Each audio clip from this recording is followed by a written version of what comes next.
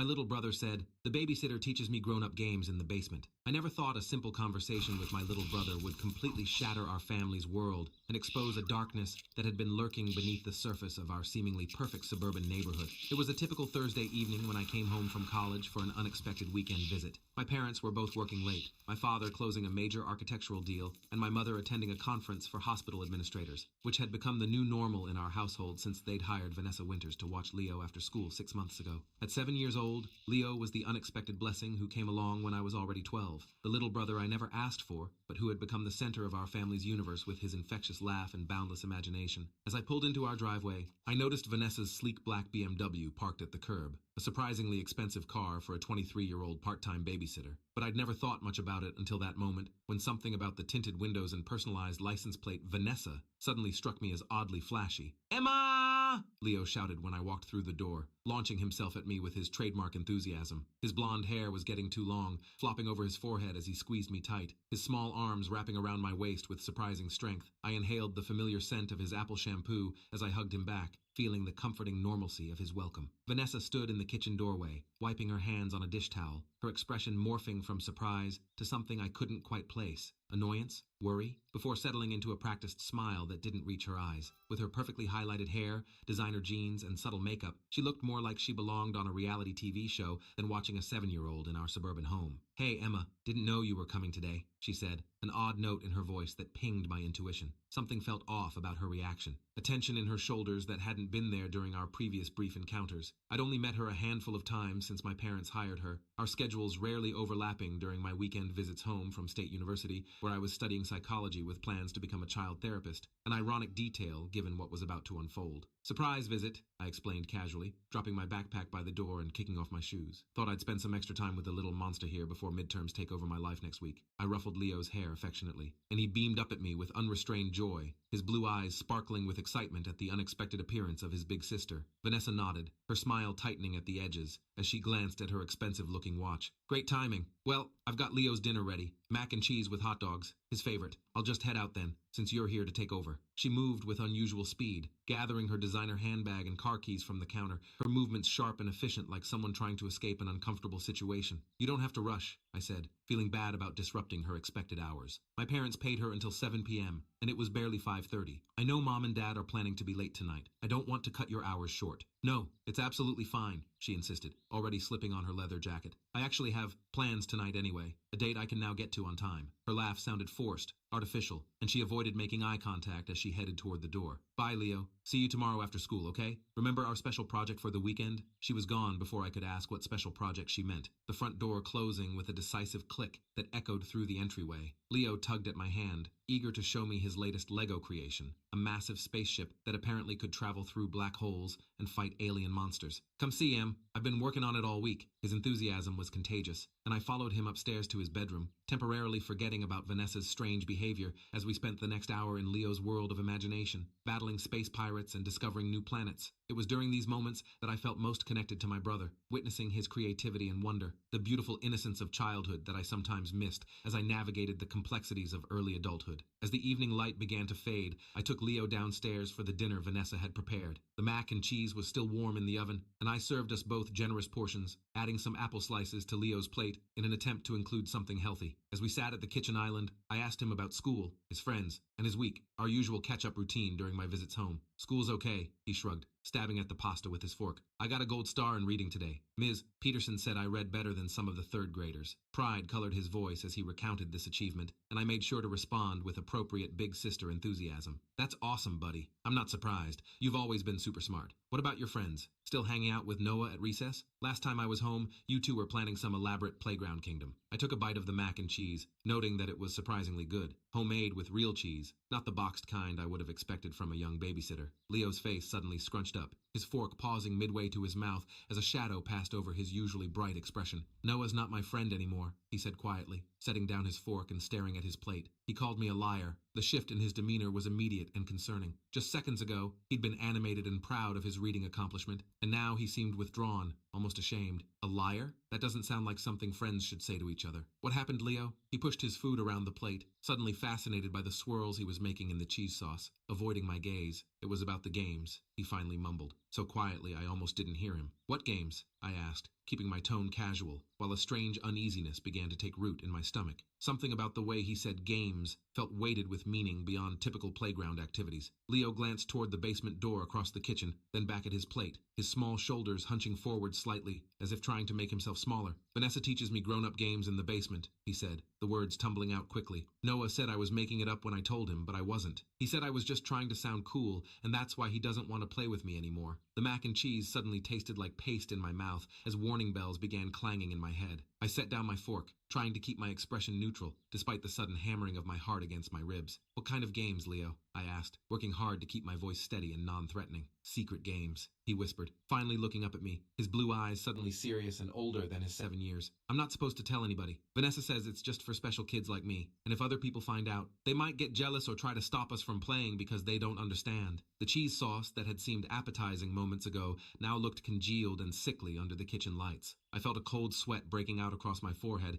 as I carefully considered my next words, knowing instinctively that how I responded could determine whether Leo would continue to open up or shut down completely. "You can tell me, buddy," I said softly. "I'm your sister. I would never get jealous or try to stop you from having fun. I just want to understand what kind of games you're playing." Leo shook his head, lips pressed tightly together, conflict evident in his expression, the battle between keeping a promised secret and his natural desire to share with his big sister. "I can't," he finally said. "Vanessa says if I tell, then I can't play anymore. And if I can't play, I don't get the prizes or become a movie star." My blood ran cold at the mention of prizes and becoming a movie star, phrases that triggered every red flag from my child psychology courses about predatory grooming tactics. I tried to steady my breathing, reminding myself to remain calm and non-judgmental to keep Leo talking. "What kind of prizes does Vanessa give you? Candy and toys and stuff," he said, perking up slightly at the mention of rewards. "Last week she got me a new action figure because she said I did really good at the camera game, and she lets me use her phone to play real games, like Minecraft and stuff, after we're done with the grown-up games." I swallowed hard, my mouth suddenly desert dry. "Leo, you're not in trouble at all, but it's really important that you tell me about these games. What exactly happens when you play them? Maybe I can help you explain to Noah that you weren't lying." Leo hesitated, looking toward the basement door again, as if worried Vanessa might somehow materialize and catch him breaking his promise. Then he leaned toward me and whispered, "First, we go downstairs after my homework is done, and she locks the door so nobody interrupts us. She says it's our special time." His voice dropped even lower. "Then we play the touching game, and the camera game, and sometimes the secret keeper game." It took every ounce of self-control not to visibly react as nausea rolled through my stomach. "The touching game?" I asked, keeping my voice steady through sheer force of will while my mind screamed in horror. "Yeah,"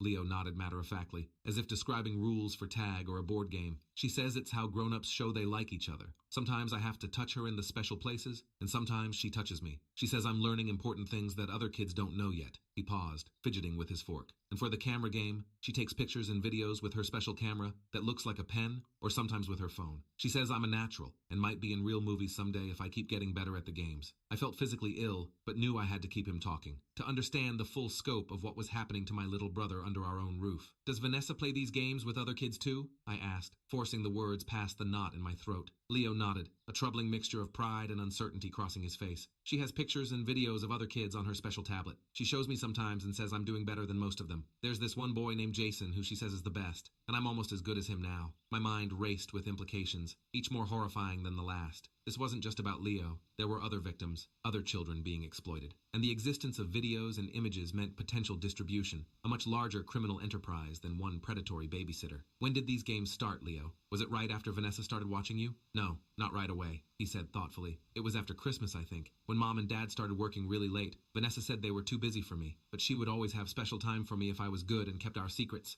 His innocent recounting of such calculated manipulation made my blood boil, but I maintained my composure, knowing how crucial this conversation was. "Just one more question for now, buddy. Does Vanessa ever tell you not to tell Mom and Dad about these games?" Leo's eyes widened slightly. "Yeah, it's our super special secret. She says they wouldn't understand because they forgot how to have fun when they grew up. And if I tell, I'll get in big trouble and never see her again. Plus, she says nobody would believe me anyway because grown-ups always believe other grown-ups more than kids." He looked down at his barely touched dinner, then added in a small voice, "Am I in trouble now because I told you?" I reached across the table and took his small hand in mine, my heart breaking for the confusion and manipulation he'd been subjected to. "You are not in trouble, Leo. Not at all. You didn't do anything wrong. You're the bravest, smartest kid I know for telling me this. But these aren't good games, and Vanessa shouldn't be playing them with you or any other children." His face crumpled, tears welling in his eyes. "But she says I'm her favorite. and she gives me extra prizes when I do good at the games. The genuine confusion in his voice, the inability to recognize his own exploitation, drove home the insidious nature of what had been happening. I know, buddy, I said gently, squeezing his hand. But these games aren't okay. Real grown-ups don't play these kinds of games with kids. What Vanessa has been doing is wrong, and it's not your fault at all. You trusted her because Mom and Dad trusted her to take care of you. Tears spilled down Leo's cheeks as he processed my words, the conflict evident in his expression. Are you mad at me? He asked, his voice small and fragile. No, not at all, I said firmly, moving around the counter to pull him into a protective hug. I'm proud of you for telling me. You're so brave, and you did exactly the right thing. I promise we're going to make sure Vanessa can't play these games with you or any other kids ever again. As Leo sniffled against my shoulder, his small body shaking with confused emotions, my mind raced with the urgent steps I needed to take. I needed to contact our parents immediately, but I also needed evidence. If what Leo was describing was real, and I had no reason to doubt him, then Vanessa had been systematically grooming and abusing my brother for months, possibly filming it, and potentially sharing or selling those images. The thought made me physically ill, but I forced myself to think clearly. I was the only protection Leo had right now, and I couldn't fall apart. Hey Leo, why don't you go pick out a movie for us to watch while I call Mom? I suggested, trying to sound normal despite the tempest of emotions raging inside me. We can make popcorn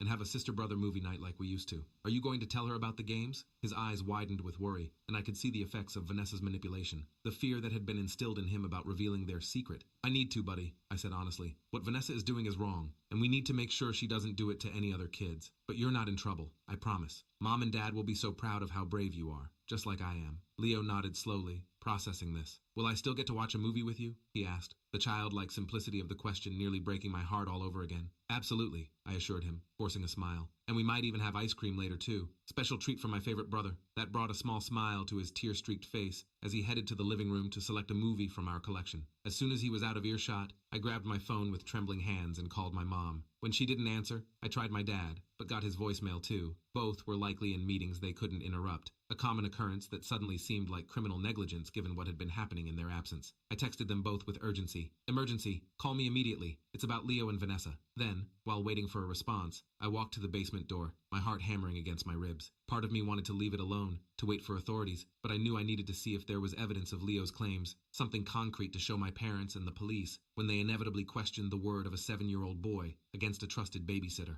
The basement door was unlocked. With a deep breath, I flipped on the light and descended the stairs slowly, my senses hyper-alert. Our basement was finished, with a small entertainment area featuring an old couch and TV, a storage section with holiday decorations and outgrown clothes, and a laundry room with washer and dryer. At first glance, everything looked perfectly normal, the same basement I'd spent countless hours in as a child myself, playing video games or helping Mom fold laundry. Then I noticed subtle changes. The old futon in the corner had been rearranged to face away from the stairs, creating a private nook that wouldn't be visible to someone at the top of the staircase. A small tripod stood folded against the wall, and there was a storage box tucked behind the futon that I didn't recognize from my previous visits home. My hands were shaking as I approached the box, every instinct screaming that I didn't want to see what was inside, but knowing I had to. I pulled on the plastic lid and immediately wished I hadn't, the contents confirming my worst fears and adding new dimensions of horror I hadn't even considered. Inside were several USB drives neatly labeled with dates and initials, including LW, Leo Wells, my brother. There was a pen camera exactly as Leo had described,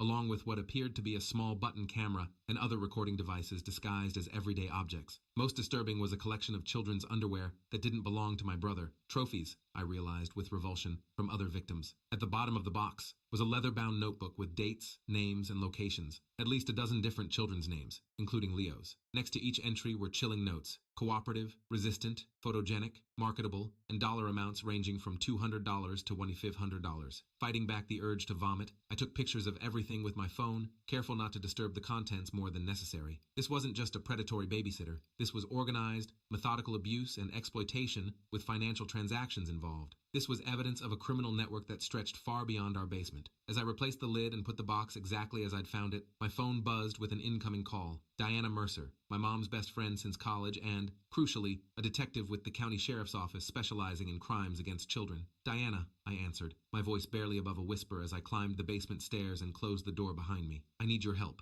It's about Leo's babysitter, and it's bad. Really bad. Emma, what's going on? Diana's professional tone shifted immediately to concern. Are you and Leo safe right now? Yes, we're We're safe. She's gone, I confirmed, checking to make sure Leo was still occupied in the living room before continuing in hushed tones. Leo just told me his babysitter has been sexually abusing him in our basement for months, taking pictures and videos too. I found evidence. A box with recording equipment, USB drives, a notebook with other kids' names and what looks like payment records. Diana, this isn't just about Leo. There are other children involved. There was a moment of stunned silence before Diana's training kicked in. Emma, you did exactly the right thing calling me. Don't touch anything else. Don't confront this woman if she returns. And make sure Leo feels safe and supported. I'm going to come over with my partner Sarah, who specializes in child forensic interviews. But we'll be in plain clothes, so we don't frighten Leo. We need to document his disclosure properly and secure that evidence. My parents aren't answering their phones, I said, my voice cracking as the enormity of the situation began to truly sink in. They're in important meetings. They have no idea. Keep trying them, Diana instructed firmly. Text them that I'm coming over in an official capacity. That should get their attention. We'll be there in 30 minutes. In the meantime, just be normal with Leo. Watch that movie. Keep him comfortable. You're doing great, Emma. You may have just stopped something much bigger than you realize. I hung up and texted my parents again. Diana from Sheriff's Office coming over about Leo. Emergency. Call me now. Then I took a deep breath, plastered a smile on my face that I didn't feel, and joined Leo in the living room where he'd already started the Lego movie, his all-time favorite. I sat beside him, putting my arm around his shoulders, trying to focus on the colorful blocks on screen instead of the horrors I'd discovered. He leaned against me, his small body relaxing as he lost himself in the familiar story, unaware that his brave disclosure had set in motion events that would affect not just our family, but potentially dozens of others. My phone finally buzzed 20 minutes later, my mom calling back at last, her voice sharp with worry when I answered. Emma, what's going on? Why is Diana coming over as a sheriff's detective? Is Leo hurt? Are you okay? The questions tumbled out in rapid succession, her professional composure cracking under maternal panic. Mom, I said quietly, stepping into the hallway where Leo couldn't hear. I need you to listen carefully and try to stay calm. Something very bad has been happening with Vanessa and Leo. I paused, searching for words that wouldn't traumatize my mother, yet would convey the gravity of the situation. She's been playing what she calls grown-up games with him in the basement, taking pictures and videos. Mom, it's sexual abuse, and from what I've found, Leo isn't the only victim. There was a choked sound, then silence. I could picture my mother, always composed, always in control, struggling to process information that no parent should ever have to hear. What? No, that can't. Vanessa comes with such good recommendations. The Johnsons have used her for years. She coaches youth soccer. She's studying early childhood education, for God's sake. Mom, I found evidence in the basement, I continued steadily, understanding her instinctive denial. A box with cameras disguised as everyday objects, USB drives with dates and initials, and a notebook with kids' names in it, including Leo's. There are payment amounts next to the names. Diana's on her way with a specialist in child interviews. You and Dad need to come home now. Oh God. Oh my God. Her voice broke, and I heard muffled sounds as she presumably covered the phone to compose herself. When she came back on the line, her voice was different, harder, focused, the voice of the hospital administrator who handled crises daily. We'll be there in 30 minutes. I'm texting your father right now. Don't let that woman near Leo if she comes back. Call 911 immediately if she shows up. I will, Mom. Just hurry. The next few hours passed in a blur of controlled crisis response. Diana arrived with her partner Sarah, both in casual clothes as promised. They spoke with Leo while I sat with him, using specialized interview techniques to gently extract details without leading questions or causing additional trauma. My parents arrived halfway through, my mom with mascara streaked down her face despite her attempts at composure, my dad looking hollowed out, rage and grief warring in his expression as he listened to his son describe abuse that had been happening right under our roof. The basement became a crime scene, the box of horrors carefully documented and removed by evidence technicians who arrived in an unmarked van to avoid drawing neighborhood attention. Leo, exhausted by the questioning and emotional upheaval, but also visibly relieved to have shared his secret burden, eventually fell asleep in my mother's arms on the living room couch, his face peaceful for the first time since our conversation at dinner. The adults gathered in the kitchen, where Diana explained the next steps in the investigation. Based on Leo's disclosure and the evidence we've seized, we have more than enough for a search warrant for Vanessa Winter's apartment, vehicles, and electronic devices. We're moving on this tonight, before she has a chance to destroy evidence or flee. Judge Ramirez is signing the warrants as we speak. The notebook Emma found had 12 names, Sarah added grimly. We've already cross-referenced 6 of them with families in the area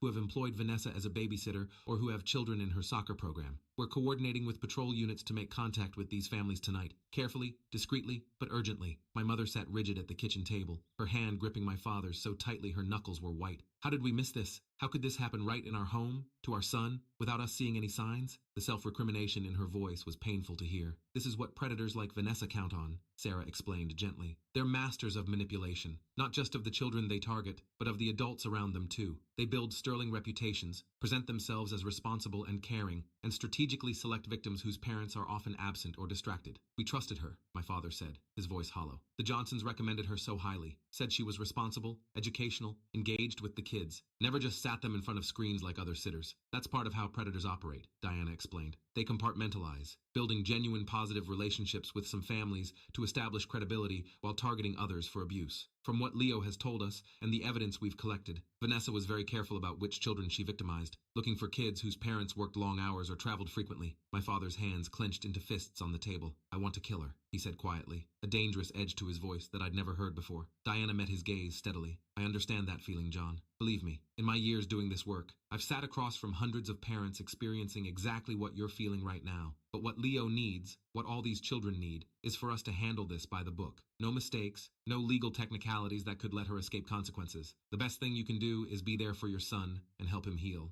At 1 a.m., Diana called from outside Vanessa's apartment with an update. The search and arrest operation had been successful. Vanessa was in custody, and the evidence recovered was substantial. Multiple devices contained images and videos of Leo and at least 8 other identified children. Most damning were her communications with overseas buyers who had paid for this content and with other predators in a network spanning at least 3 states. Emma, Diana said before hanging up, I want you to understand something. If you hadn't come home tonight, if you hadn't listened to Leo and investigated, this might have continued for years. You saved your brother and probably many other children too. What we've uncovered tonight may help us dismantle a network we've been trying to track for over a year. Her words should have been comforting, but all I could think about was how close we'd come to missing this. How many opportunities for intervention had slipped by unnoticed while a predator operated freely in our home. That night, I slept on the floor beside Leo's bed at his request. He'd woken from a nightmare around 3 a.m., crying out for me rather than our parents. When I came to comfort him, he asked in a small voice if I could stay, just in case Vanessa comes back. I promised her she wouldn't, that she was gone for good, but lay down beside his bed anyway, watching his peaceful sleeping face in the soft glow of his dinosaur nightlight. As dawn broke, I found myself wondering how something so evil could have been happening right under our noses, in our own home. The basement door was just 10 feet from where we ate dinner every night. The same basement where our family stored Christmas decorations and where I'd spent countless hours playing as a kid myself. How had none of us sensed the darkness that had infiltrated our home? How had we failed to protect the most vulnerable member of our family? The investigation and legal proceedings that followed were lengthy, thorough, and often painful. We learned that Vanessa Winters had been systematically grooming and abusing children for at least 4 years, her entire adult life. She targeted families where both parents worked demanding jobs with long hours or required travel, building trust and establishing herself as indispensable before beginning the games. Some families, like the Johnsons, had been deliberately spared. She was careful to maintain legitimate references who would vouch for her character. The Johnsons were devastated when they learned what had been happening, racked with guilt for their unwitting role in recommending a predator to their friends and neighbors. Most disturbing was the discovery of Vanessa's connection to an international network of child predators who shared and sold abuse material online. The evidence seized from her apartment led to arrests in 12 states and 4 countries, the identification of 27 victimized children, and the rescue of 3 children who were in imminent physical danger. The USB drives found in our basement contained encrypted links to cloud storage where more extensive collections were maintained, all carefully categorized and meticulously documented, evidence of a calculating, organized criminal rather than an opportunistic abuser. Leo needed intensive therapy, as did my parents, who struggled with overwhelming guilt for not recognizing what was happening to their son. I took a semester off from college to be home more, to help rebuild the sense of safety that had been shattered for all of us, but especially for Leo. The therapist explained that children Leo's age often don't understand that they've been abused. They trust the adults in their lives and believe what they're told, which makes them particularly vulnerable to manipulation by predators who present the abuse as a game or special activity. The most difficult aspect for all of us was knowing that images of Leo's abuse existed in the digital world, potentially forever, despite the FBI's best efforts to locate and remove all copies. 6 months after my fateful Thursday visit home, Vanessa's trial began. The evidence was so overwhelming that prosecutors expected a plea deal, but Vanessa insisted on going to trial, forcing her victims to endure the legal process. I testified about what Leo had told me and what I'd found in the basement. Leo, deemed too young to testify in person, had his forensic interview with the specialists played for the jury instead. My brave little brother, telling his story in simple, childlike terms, not fully understanding the magnitude of what had happened to him or the impact his courage would have on so many other families. The trial lasted 3 weeks, with testimony from digital forensics experts, psychologists specializing in child sexual abuse, and investigators who had tracked the distribution network Vanessa was part of. The evidence was overwhelming, not just the physical items from our basement and her apartment, but thousands of digital files, communication records, and financial transactions documenting the extent of her crimes. The jury deliberated for less than 4 hours before returning guilty verdicts on all counts. Multiple charges of child sexual abuse, production and distribution of child sexual abuse material, conspiracy, and financial crimes related to selling the content. At the sentencing hearing, the judge delivered a scathing rebuke about the betrayal of trust involved before sentencing Vanessa to 45 years in federal prison with no possibility of parole for at least 30 years. You used your position of trust to perpetrate unthinkable crimes against the most vulnerable members of our society, she said, looking directly at Vanessa,